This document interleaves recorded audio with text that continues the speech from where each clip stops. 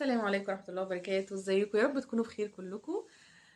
حبايبي، النهارده نتكلم عن بعيد بقى عن الذكريات بتاعت زمان، بس فيها برضو والله الموضوع بتاعنا برضو فيه حاجات كتيرة قوي من الأيام الجميلة والحلوة بتاعت زمان، وعايزين نطبقها دلوقتي ونمشي عليها كلنا علشان بنتعبش ونخلي بيوتنا هادية وفيها سكينة كده وراحة، وولادنا كمان يتعودوا ونخليهم كده حلوين ويتعودوا على ان يوم فيه ويوم ما فيش. لازم اللي احنا فيه دلوقتي لازم نعمل كده. عودي ولادك على ان يبقى فيه وقت وفي وقت ما فيهوش. الوقت اللي ما فيهوش ده لازم ابقى انا برضو عادي جدا، وضع عادي ووضع طبيعي. زي زمان زمان يا جماعة، الناس ما كانتش بتاكل لحمة كل يوم، ما كانوش بياكلوا اسماك كل يوم ولا لحوم، يعني ما كانش فيه الكلام ده. الناس كانت زمان ماشية بالقليل وعلى قدهم، لان برضو ما كانش فيه. بس كان في حاجة مهمة قوي عندهم. كان في حاجة أنا بحبها جدا ونفسي ربنا يرزقني بيها وتبقى موجودة عندي. القناعة. كان عندهم القناعة، كانوا بيبقى عندهم يعني رضا بكل حاجة ربنا قاسمها لهم ومديها لهم. احنا كمان ان شاء الله ان شاء الله ربنا يديها لنا وتبقى موجودة عندنا كلنا.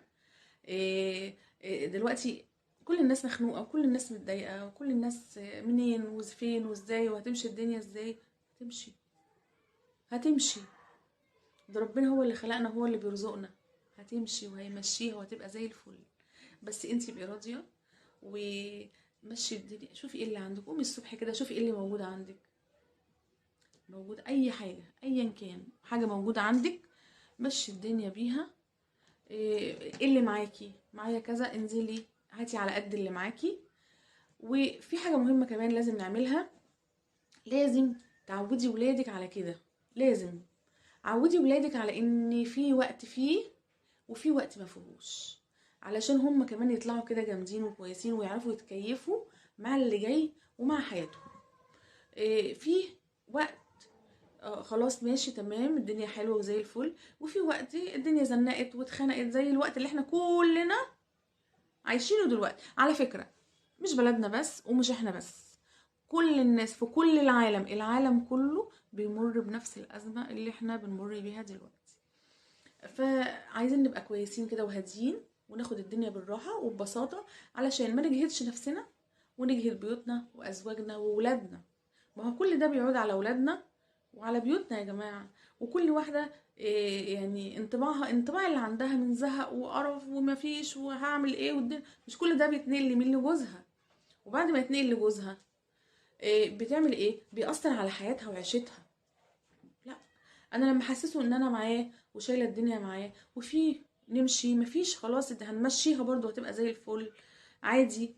إيه كده يعني، ان شاء الله ان شاء الله نكمل حياتنا ونبقى راضيين وتبقى حياتنا هاديه. على الاقل يبقى فيه هدوء وراحه، على الاقل. يعني مش هيبقى من كل ناحيه، لا. احنا لو مبسوطين وانا وولادي مبسوطين وجوزي، والله لو بناكل عيش وجبنه هنبقى مبسوطين وراضيين والحمد لله، صح؟ ولا حياتنا هتبقى زي الفل. فاحنا عايزين نعمل كده مع ولادنا وازواجنا وكلنا لازم نعمل كده. هي هتمشي وهتبقى زي الفل، وان شاء الله ازمه وهتعدي، الناس هنعديها باذن الله وهتبقى الدنيا احسن، وان شاء الله ولادنا اللي جاي احسن ليهم ما يمروش باللي احنا شايفينه دلوقتي باذن الله يا رب. كلنا بنقول كده. عايزين يا جماعه عايزين نرجع ورا شويه.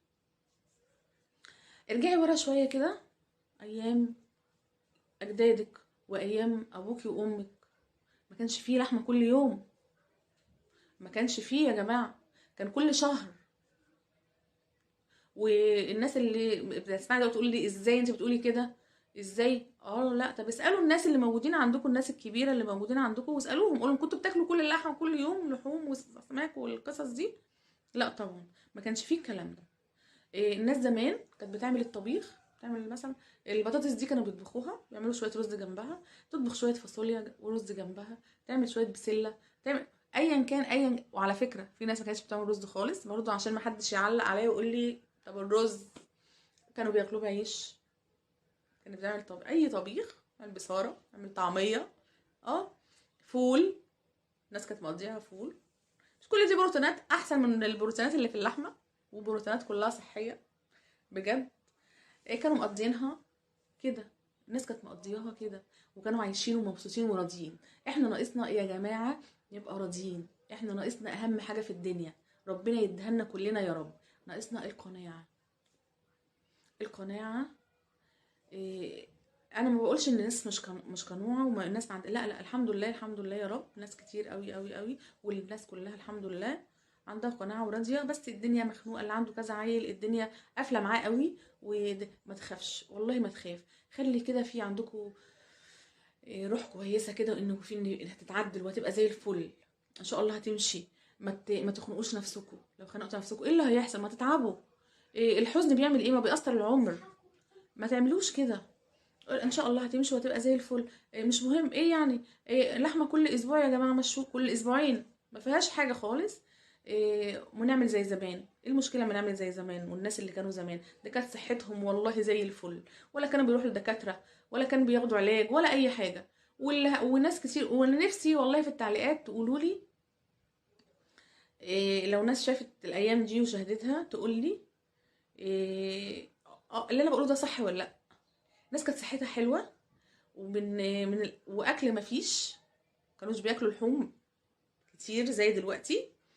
كانوا كلها عايشين على على البروتينات اللي موجوده في البقوليات والخضار والحاجات دي بس. وكانت زي الفل صحتهم، ولا كانوا بيروحوا دكاتره، ولا كانوا بياخدوا علاج، وكانت حياتهم زي الفل، وكانوا راضيين وكانوا مبسوطين وبيضحكوا. ايه يا جماعه، ما تعقدوهاش وما تحملوش نفسكم اكتر من طاقتها. الدنيا هتمشي وهتبقى زي الفل، والازمه دي هتعدي. بس اهم حاجه لازم نعود ولادنا على قدره التحمل يا جماعه، وعلى ان يبقى فيه وقت فيه ووقت مفيش. اهم حاجه في يعني لازم، عشان هم كمان يقدروا يواصلوا ويكملوا اللي جاي. الله اعلم حياتهم هتبقى شكلها ايه. ان شاء الله هتبقى زي الفل، وهتبقى احسن من دلوقتي بكتير باذن الله يا رب، كلنا بنتمنى كده. بس كمان نعودهم على عشان يبقى عندهم قوه تحمل كده، ويبقى يقدروا يكملوا ويقدروا يصبروا على اي حاجه يشوفوها في حياتهم. وقت فيه وقت مفيش. مفيش حاجه اسمها مفيش. كمان ده ربنا بيرزق والله العظيم، ده ربنا بيرزق يا جماعه، انتوا عارفين. يعني بيرزق الحيوان، وبيرزق الطير، وبيرزق الحشره نفسها بيرزقها. ده بيرزق الدوده في بطن الجبل يا جماعه.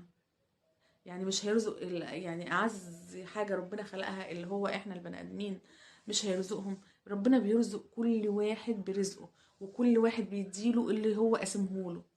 إيه، لازم نكيف نفسنا على العيشة بتاعتنا دلوقتي. وبرضو عايزة اقول، لو حد برضو حالته كويسة ومتيسرة وكويسة، برضو لازم يعمل اللي انا بقوله دون. ما يمشيهاش كل يوم لحمة، وما يمشيهاش كل يوم فراخ، علشان يعود ولاده على ان برضو وقت يا جماعة انا معايا اديني بعمل، وقت ما معيش برضو يبقى اللي موجود عندي يقضي وابقى راضية وولادي راضيين. لازم تعودوهم على الرضا. الرضا ده اهم حاجة في الدنيا، هيخليهم يكملوا حياتهم، هيخليهم يبقوا راضيين عن كل حاجة في حياتهم. هيخليهم يعني كل واحد فيهم ناجح في حياته ان شاء الله يا رب باذن الله. هيخلي عنده قناعة، هيخليه حابب ان ربنا يديهوله. وده اهم حاجه احنا عايزين نعملها، احنا في نفسنا الاول وبعدين في ولادنا. انت لو رضيتي وما تحمليش جوزك الهم، ما تحمليش جوزك الهم كل يوم. ده مفيش انا هعمل ايه النهارده، انا الدنيا فيها ايه، الدنيا هي، طب انا هعمل ايه، طب انا هروح فين، هاجي منين. اوعي تعملي كده، اوعي تعملي كده، عشان هو كمان ما يبقاش مشدود طول اليوم متعصب، مش هيعرف يشوف شغله، ومش هيعرف يعمل ايه، يتصرف ازاي. انتي خليكي هاديه. حتى لو ما فيش، يبقى برضو بالراحه. هو اكيد بيسأل ايه اللي موجود في البيت. كل الناس دلوقتي، ما بتقوليش ان في راجل ما بيسألش على بيته وولاده عايش في البيت. يعني في ناس يعني دول خلونا بعيد عنهم، ما بيسألوش يعني، ومكبرين دماغهم وسايبينها تمشي زي ما تمشي، وسايبين الست تحتاس لوحدها. بس ده برضو نسبة قليلة جدا، ما نقدرش نحكم على كل الرجال ان هم كده، لا طبعا لا. في ناس بتحب تعرف ايه اللي موجود في بيتها كل يوم، هو هيتصرف ازاي، هيعمل ايه. انت كمان بالراحه معاه. حسي دايما ان اللي موجود هيقضي، اللي موجود هيمشي الدنيا، ما تحملش هم، ما تشغلش بالك. ربنا هيرزق النهارده ان شاء الله، ربنا هيرزق بكره. لازم يبقى فيه كده، لازم عشان نقدر نكمل حياتنا ونكمل مع اولادنا، واللي جاي ان شاء الله ان شاء الله هيبقى احسن. انا مش ما يعني والله عملت الفيديو ده عشان انا شفت حاجات كتير قدامي. إيه، يعني ناس كتير قوي مش راضية باللي هي فيه، وناس يعني مضغوطة وضغطة أولادها وضغطة أزواجها بطريقة مش حلوة جدا خالص خالص، مش حلوة خالص. فيا رب يا رب إن شاء الله يكون كلامي النهاردة يعني يعمل أي حاجة أو يأثر أو يظبط الدنيا عند أي حد بإذن الله يا رب، ويكون فيديو مفيد ليكم بإذن الله.